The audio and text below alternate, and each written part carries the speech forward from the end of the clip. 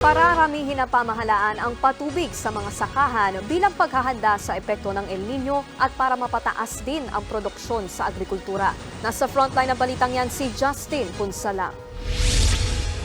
Pinatututukan ni Pangulong Bongbong Marcos ang sektor ng agrikultura bilang paghahanda sa inaasahang epekto ng El Nino sa bansa. Sa pamamahagi ng ayuda sa mga magsasaka kaninang umaga sa Candaba, Pampanga, sinabi ng Pangulo na magkatuwang sila ni Agriculture Secretary Francisco Chu Laurel Jr. sa paghahanap ng paraan para masolusyonan ang problema sa tubig sa gitna ng El Nino. Nitong nakaraang linggo lang nang bumisit ang Pangulo sa Vietnam na isa sa mga pinag-aangkatan natin ng bigas. Pinag-aaralan daw nila ang mga teknolohiya doon na pwede rin nating magamit dito sa Pilipinas. Inikot niya yung kanilang mga sakahan at para makita naman kung paano nila ginagawa na ganun kalaki ang kanilang inaani. Palalawakin din natin ang patubig para sa mga sakahan ng pamamagitan ng Philippine. Ito yung sinasabi ko, Philippine Solar Irrigation Project na mga small-scale irrigation project upang mapataas ang produksyon at kita ng ating mga magsasaka.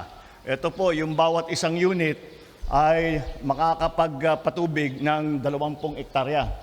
Ikinatuwa yan ng mga magsasaka sa Candaba. Kapag kasi tag-init at kulang ang supply ng tubig, pakwan at melon na lang ang itinatanim nila. Hindi kasi yan kailangan ng araw-araw na patubig. Pero kapag daw nagkaroon sila ng irigasyon, pwede pa rin silang magtanim ng palay kahit may El Nino. Siyempre, happy.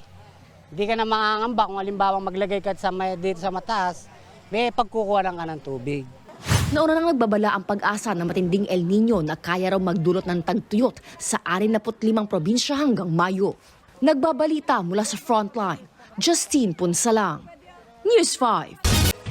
Mga kapatid, Nikki de Guzman po, iba na ang may alam at may pakialam sa panahon ngayon.